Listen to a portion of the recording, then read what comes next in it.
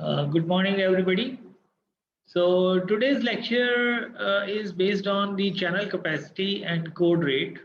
Actually, this is a very important topic in terms of the capacity calculations, and the concept will lead to Shannon's capacity theorem uh, and how we can achieve the capacity near to the Shannon limit. But let us first of all try to understand what is a basic channel. A basic channel to start with is binary symmetric channel. This is the most basic channel one can think of, in which the uh, binary information will be transmitted onto the channel, either 0 or 1, right? So here it is 0. This side, left side of this diagram is the transmitter side. The right side is the receiver side. Now, if you transmit 0, and if at the receiver you make an error in estimating this 0, and you make a decision in favor of 1, right?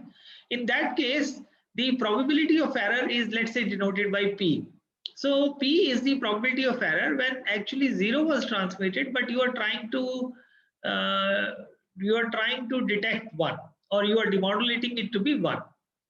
In the same way, if 1 was transmitted, then if you make an error in the decision making and you estimate it to be 0, its probability is, let's say, P again. So P is the probability of error. When you transmit 0, you actually try to detect it as 1, and when you transmit 1, you try to detect it as 0.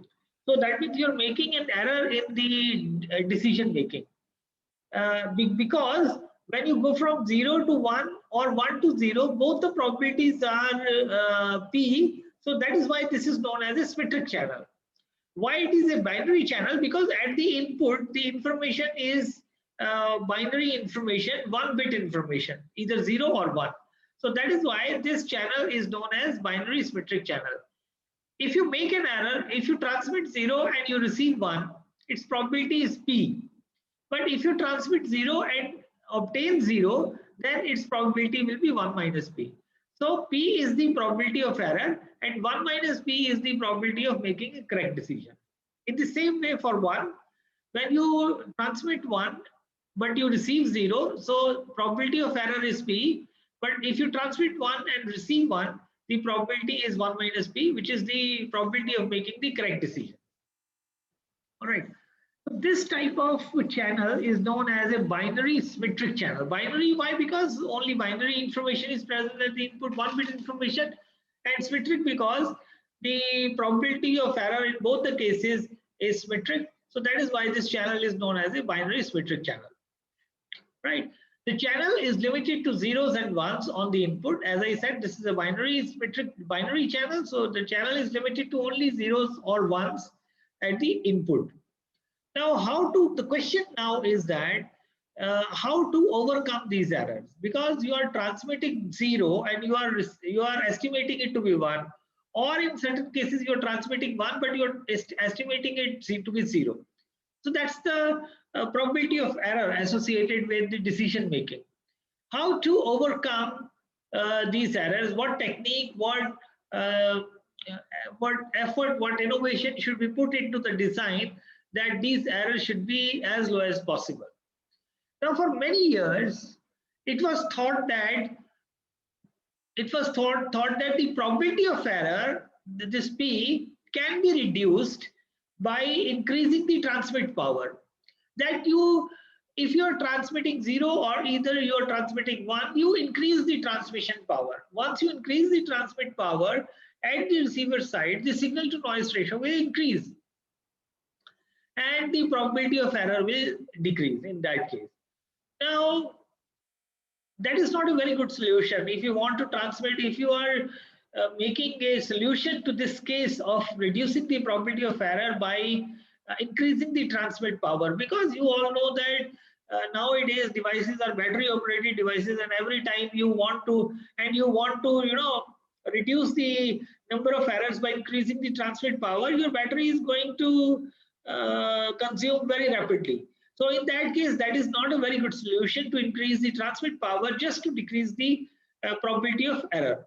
Now, how this probability of error can be reduced other than this option of transmit reducing, other than this option of increasing the transmit power, we have to actually look at, right? The noise will have, so once you increase the transmit power, the noise will have less effect, so PE will be reduced, or P, which is the probability of error in the diagram. So that means the probability of error will reduce if you increase the transmit power. But that is not a very viable solution, and this was actually the solution until 1948, when with the invention of the information theory, Claude Shannon. Shannon is the person who actually invented information theory. Actually, all the computer science, electronics and communication engineering, all the digital data, digitization or digital information, that is actually the invention of Claude Shannon. In 1948, he wrote a paper, Mathematical Theory of Information. That is available on internet. You can just download that paper. And in that paper, Claude Shannon actually proposed two theorems. One is the source coding theorem. The other is the channel coding theorem. Source coding theorem is for compression, that you must have studied in your previous semester. And the other theorem that Shannon proposed is the channel coding theorem, that how to maximize your rate of transmission to maximum, how to maximize it. So Shannon gave two theorems, and actually this, and most importantly, he gave a, he gave a metric, he gave a measure, he gave a method to measure the information in terms of bits, right? In terms of entropy, he defined the entropy in that paper. And further, he elaborated and developed the idea of the complete source coding and channel coding. And it's a long paper. I think it's this paper he wrote, it's for 40 to 50 pages. And this is in itself a thesis, actually. And that is the landmark paper which actually changed the whole communication scenario in the world, right? So as I said, taking this binary symmetric channel and building the idea that increasing the transmit power is not a good solution. And let us see what Shannon says and what other options can be there to improve, to reduce the probability of error, right? Now, it is actually possible to completely transmit without any errors, and you don't need to increase the power. So that's the idea that Shannon gave, and that we will to the very basic extent we will discuss about that thing. Actually, I'm starting a new chapter which is channel coding, in which we will build up the idea. It's just an introductory lecture today, and then I will go into the details of what coding techniques you can use to improve upon the probability of error. And two coding techniques are there in your syllabus. One is the linear block codes, and the other is convolutional codes. And we will study how to code it, how to decode it, and other various insights into the coding theory. All right. And then we will, for the convolutional codes, we will study the Viterbi algorithm, which I just stated last day also, that Viterbi algorithm is an algorithm that can efficiently decode very complex convolutional codes. We will see to that part in the coming lectures. But the point here is that it is actually possible to completely transmit without any errors, and you don't need to increase the power. So let us see what is there in this concept. What needed is to change the rate, or more specifically, the code rate. What is code rate? I will come to that. And what is this point? I will also explain. But let us go further into the, I will come back to this point. Probably you will understand this point once I go with the flow of the presentation. Now channel, first of all, let's see what channel capacity is. Because we want to transmit, we want to achieve a rate also. We want to achieve a certain high rate, but with minimum probability of error. That's the goal of designing a communication system.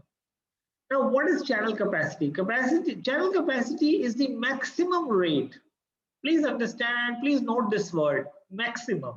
It is the maximum rate that can be transmitted with perfect transmission.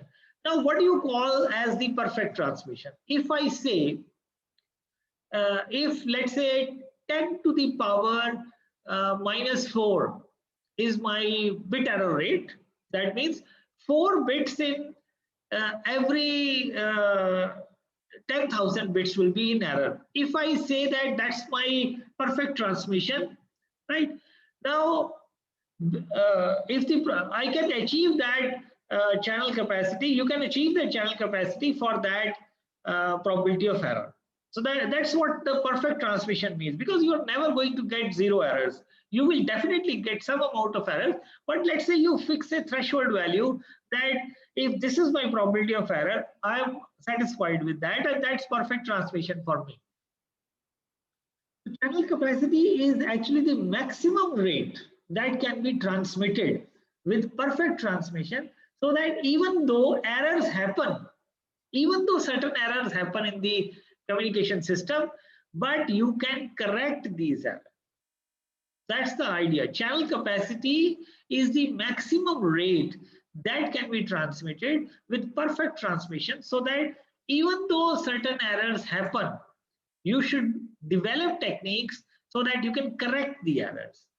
So what is C? C is the channel capacity, and it is given by maximum rate with perfect transmission. For a binary symmetric channel, this is the formula for the channel capacity for a binary symmetric channel. I will not go into the derivation of this formula, but little bit I will explain the formula in the next slide, in which a binary symmetric channel with crossover probability P, where P is the probability of error, right? Now it is a channel with binary input. That is why this is binary symmetric channel. The input is binary. That's why that explains the word binary, and binary output. It has binary input and binary output. That's why this channel is binary. And the probability of error of going from 0 to 1, if you look at this channel, probability of going error, if you send 1, if you send 0, you receive 1. If you send 1, you receive 0. Both the probabilities are the same. That is why this is a symmetric channel. At the input, both zeros and 1 are there. At the output, zeros and 1 are there. That explains the binary word. Symmetric is the probability of error is the same. Now, a binary symmetric channel with crossover probability P is a channel with binary input and binary output. Now, if let's say X is a transmitted variable, random variable, that X is, because in my transmission, it can be either 0 or 1. And in my reception also, it can be 0 or 1. Let me denote this as a random variable. Let capital X is the random variable, is the transmitted random variable, and Y is the received random variable. Now the channel is characterized by following conditional probabilities. What these probabilities say? Probability that received signal is 0, probability that Y is equal to 0, received signal is 0, but transmitted is also 0. This probability is 1 minus P. That's what is there in this diagram also. When you transmit 0 and you receive 0, the probability is 1 minus P. That's what is said here. When you receive 0 and you conditioned on when you transmit 0, the probability is 1 minus P. But you receive 0 and you have transmitted 1. Its probability is P. And there should be 4 conditional probabilities that you receive 1, but actually you transmitted 0. This probability is again P. When you receive 1 and you transmitted also as 1, and this probability is 1 minus P. Now it is assumed that 0 is that the probability of error is, the maximum probability of error is half. If probability of error is greater than 1 by 2, then the receiver can swap the output. I mean, it can interpret 1 when it sees 0 and vice versa. So it doesn't make any sense if the probability of error is more than half, right? So maximum value of P is considered to be half. All right. Now, the channel capacity formula is for a binary symmetric channel is given by, this is the channel capacity, and it is given by 1 minus H subscript B, argument is P. Now, what is this HBP is known as? H subscript B of P is the binary entropy function, and it is defined by, this entropy function is defined by the entropy values x log x plus 1 minus x log x. And what is our x? X is equal to P. So it is given by P log P. This is for one type of probability, and 1 minus P log of 1 minus P. So this is known as the entropy function. And the channel capacity of a binary symmetric channel is given by 1 plus this entropy function. Because this is P log 1 over P. So if you take P to the numerator, minus sign will come out, 1 minus x log of 1 minus P. And if you take 1 minus P on the numerator, minus sign will come out.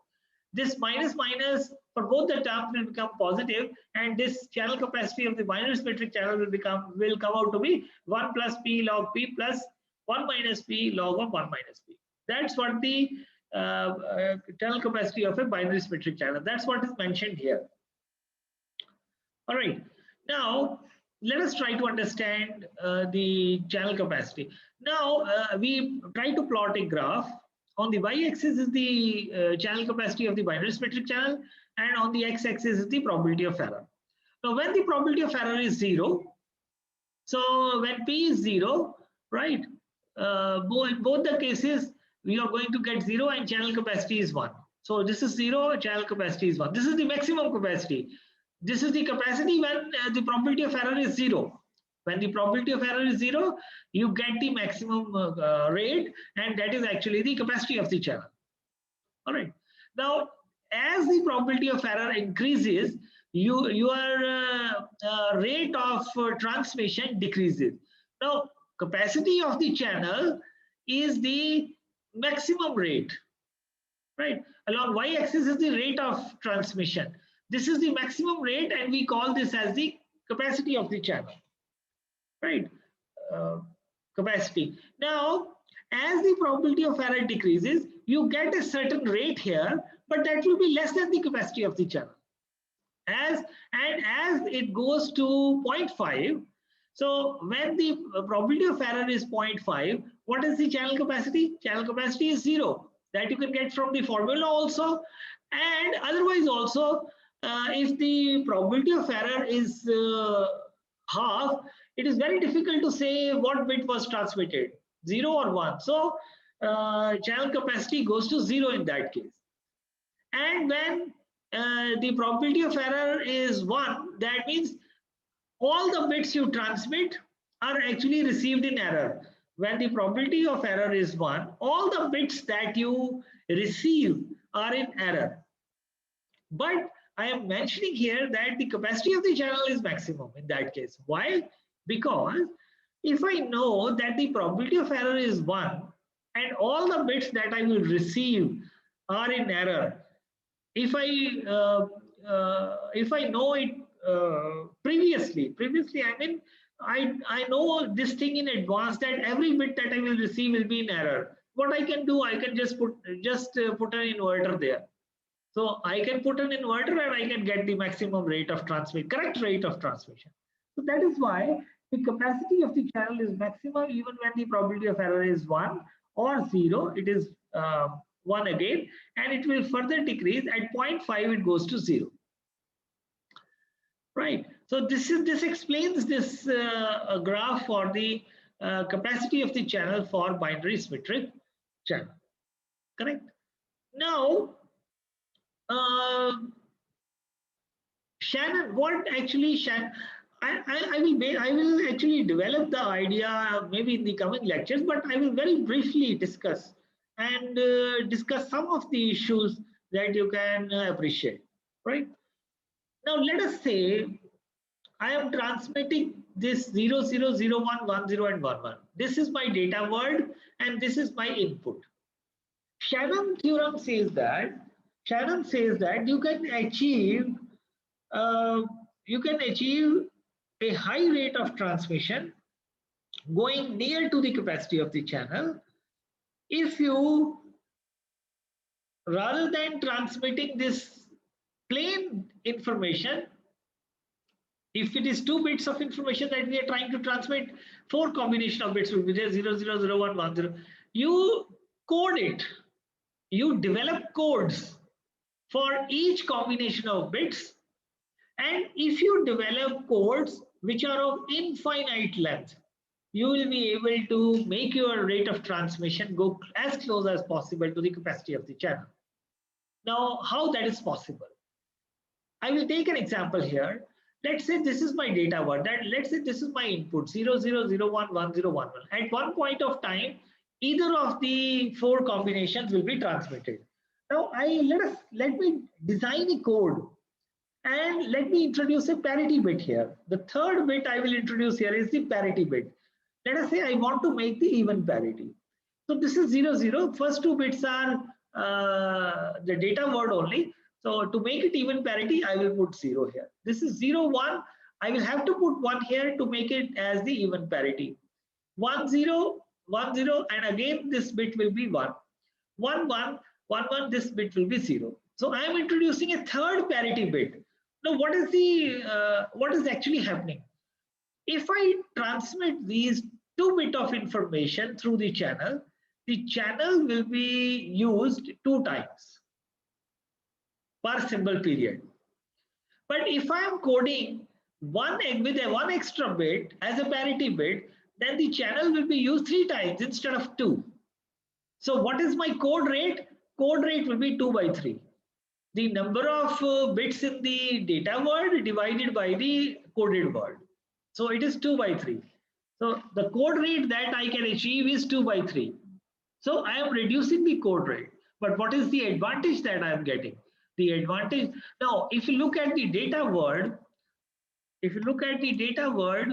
this is 0, 0, 0, 1, 1, 0 and 1, 1. There is only 1 bit. What is the minimum distance of this code? Minimum distance of this code is oh, I'm sorry. Actually, yes. Minimum, this was slide just skipped to the next. So this is 0, 1, 0, 1, 0, 0, 0, 1, 1, 0 and 1, 1. What is the minimum distance? Minimum distance means what is the minimum number of bits that these 4 combinations are differing from each other. And this is 1 only. This 0, 0 and 0, 1 are differing by 1 bit. 0, 1 and 1, 0 are differing by 2 bits. I am looking for the minimum distance. So minimum distance is 1. But if you code it using the parity bit, now if you look at the minimum distance now, minimum distance is 2 here, right? So this minimum distance is 2 here and code rate is 2 by 3. Now if single error happens in this code word, at least we can detect the error, right? If single error happens, we can detect, but in data words column, but in this column, if any error happens, there is no way to detect the error. But here, in this case, we can detect the error. We can at least detect 1 bit of error. But if we use larger code words, we can improve the code rate also, and we can improve the performance of the system also, and we can correct the errors also. Now, if single error happens, we can detect, but in data words column, if any error happens, there is no way to detect. Then what is the option? What is the second option? Use larger code words to improve code rate. So let us say I'm using now 3 bits of data, 0, 0, 0, 0, 0, 1, 0, and up to 1, 1, 1. So again, I'm using the parity bit. So this is 0, 0, 0, parity bit will be 0, 0, 0, 1, parity bit will be 1, and so on to make it as even parity. Now, if you look at the minimum distance in the code word, again the minimum distance is 2. But if you are using a larger code word, what is happening? This, the code word, with code word, I'm using the channel 4 times. With data word, I'm using the channel 3 times. So what is the code rate? Code rate is 3/4, which is an improvement over this.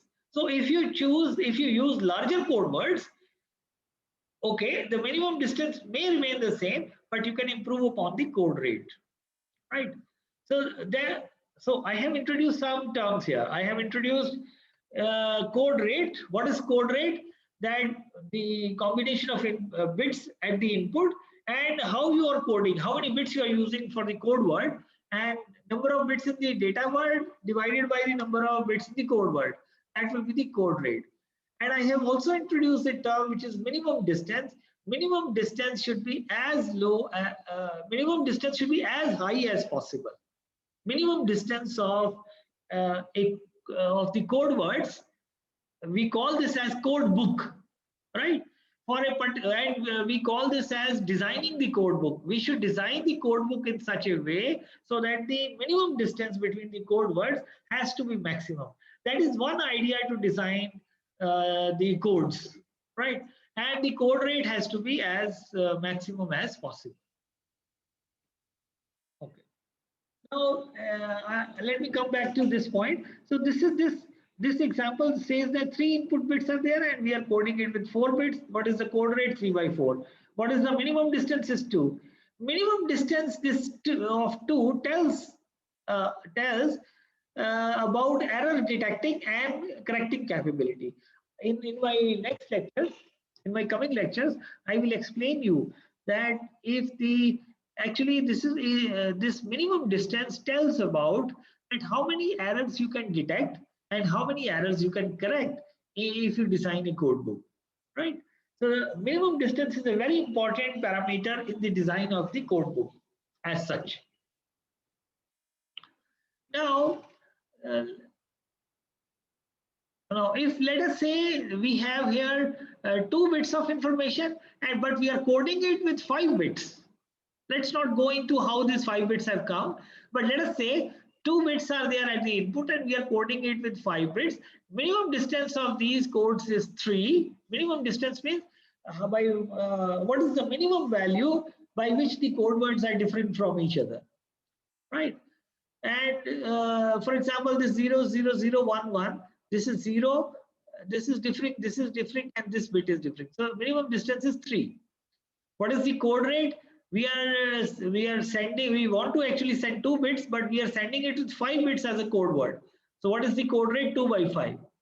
So we can, but here we can correct the error by, though the code rate has decreased in this example, but minimum distance has increased. Since minimum distance has increased, which tells us that we can correct one error also. Let's say how to correct the error. That is the point now.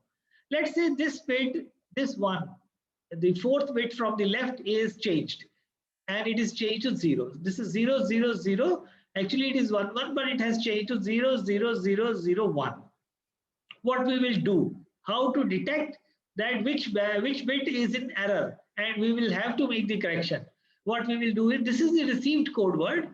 What we will do is, we will find out the distance of this code word from all the code words in the code book. And the nearest of this received code word, whatever code is nearest to this code word, received code word, we will say that that is the code word which actually transmitted. So we will look into the code word book or code book, that which is the nearest code that matches to the received code word. And it is clear that this 0, 0, 0, 0, 1, and if I compare with all the code words, I will see that if I compare with the first code word, the distance is only 1. So that means this is the nearest code word which matches to the received code word. In that case, I will say that since this distance is minimum, I will say that 0, 0, 0, 1, 1 was transmitted. That means I have been able to correct the code word also in this case, right? So distance is, now if minimum distance increases, your code rate will decrease. So if minimum distance is increasing here from the previous examples, where the minimum distance is 2, But if it is increasing, your code rate may decrease. Yeah, right. So that's the logic that you have to work upon. At present, you need to understand what is the minimum distance of a code, what is the code word, what is the code rate, right? Okay. Now, what is the question now is that, as I have explained, what I have explained you, I have explained you the concept of minimum distance. I have explained you the concept of code rate. All right, and I have taken you through some options where we see that how we can, if we increase the minimum distance, code rate will decrease, how to increase the code rate and so on. Right. Now, the question is that how to design. That is actually the area where the whole world is, working upon, that what is the best design of the code books. How should we design these code words so that maximum of the errors can be corrected and detected? What is the best design of the code book? Larger code words give advantage in terms of minimum distance. So if we use larger code words, we have seen here that the minimum distance is increased. Now let us talk about the AWGN channel. In AWGN channel, output is not zeros and ones. In the binary symmetric channel, we have assumed that the output is 0 and 1 here in this case. But if I consider an AWGN channel, the output is not zeros and ones, but also Gaussian noise is also present in the output, right? So if let us say that these are the data words, that means the input words. I am representing it with n bits. This is 0, 0, 0, 0, first code word, first combination of bits. This is 0, 0, 1, second combination of bits, and how many bits I am taking? Capital N. So this is my data word, and I am coding each and every possible combination of bits into a code word. C11, C12, C1M with M possible items. Items means elements. I must call these as elements. These are not zeros and ones. Not zeros and ones, right? So data word will all be zeros and ones. It is mapped to a different sequence than zeros and ones in the Gaussian if the channel is an AWGN channel. Now the question is that what values I should give to C11, C12, C1M will be best, what best N and M. So that is actually the design of the code book or the code word or the coding design. That is, these are the combination of bits present at the input. And if this is my code word for the first combination of bits, this is my code word for the second combination of what value should I give to C11, C12, C1M, and what value should I select for N and M? How many bits I should take as a stack, and how many elements I should take to code each combination of bits? What value of N should I select? What value of M should I select? And what values I should give to C11, C12, M? That is actually the concept of designing the codes. This is known as code book design. All right. Then theory tells us, the theory developed by the Shannon tells us that CII, so this is CII or CIJ, if you pick them as identically distributed and independent Gaussian, if you take these values as IID Gaussian, then, and if you also assume that N and M, if you assume that this N and M goes to infinity, that means you take infinite number of bits to be coded as code word, and you take infinite number of elements in the code words. That means you take very large, if you take very large input combination of bits and very large code words. That's why we are saying that N approaching to infinity and M approaching to infinity. And Also, we take if theseCij's, if we pick them as identically independent and identically distributed Gaussian random variables, then what is the capacity?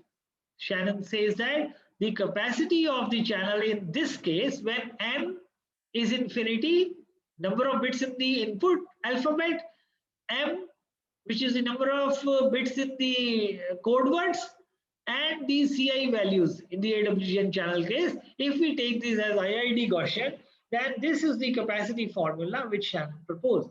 It says that channel capacity is given by, which is C equal to W. W is the bandwidth of the channel. Bandwidth, you have a certain bandwidth of the channel, but what rate is achievable? Maximum rate achievable, we call this as the C, which we call this as the capacity of the channel. So W is the bandwidth of the channel. P average is the average power, average signal power. N naught is the noise spectral density. W again is the bandwidth of the channel. This is known as the Shannon capacity formula, right? This is how Shannon, you can calculate the capacity of a channel, and this is known as Shannon capacity formula. Now, this is Shannon capacity formula. Why Gaussian chosen? Why we have chosen Gaussian here? Because we can prove this as, if we choose Gaussian here, it maximizes mutual information.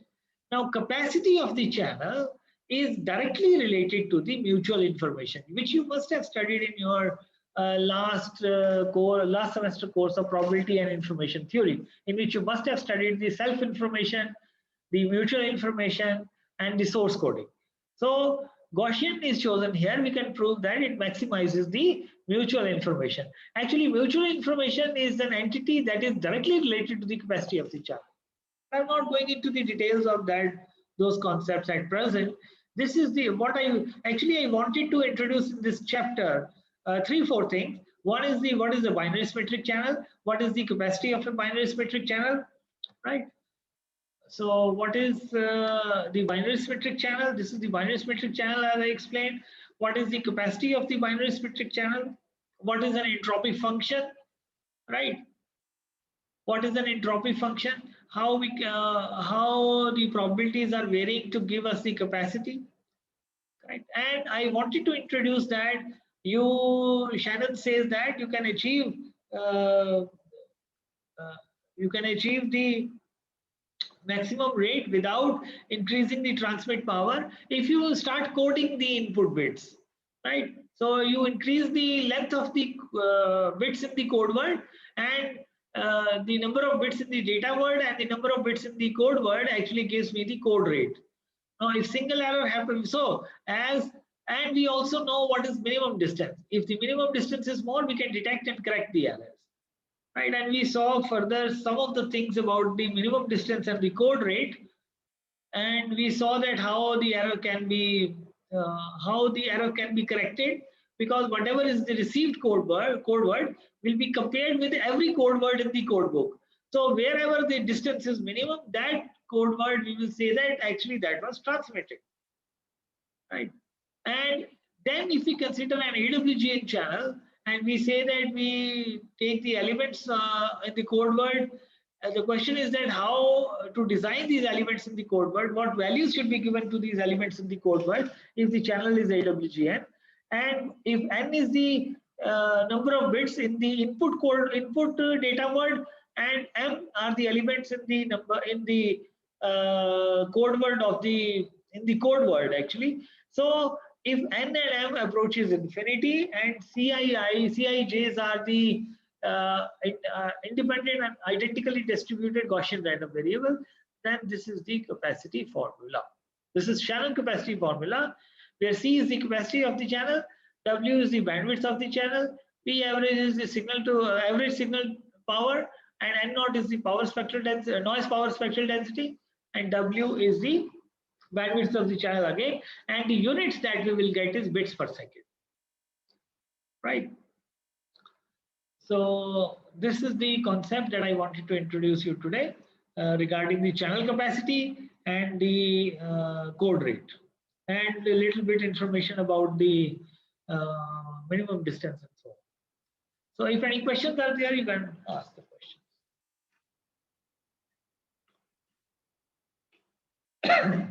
And in the next lecture, whatever will be I will be doing in the next lecture, you know, that you will get questions in the exam. So that will be kind of playing with the digital bits, ones and zeros, and how to detect the, how to do the codes and how to make the detections. We will start with the linear block codes and then convolutional code. So everything will be, you will be doing, and it is a fun doing, you know, coding and then decoding the codes. Right. Anyway, I stop my lecture here. Thank you so much.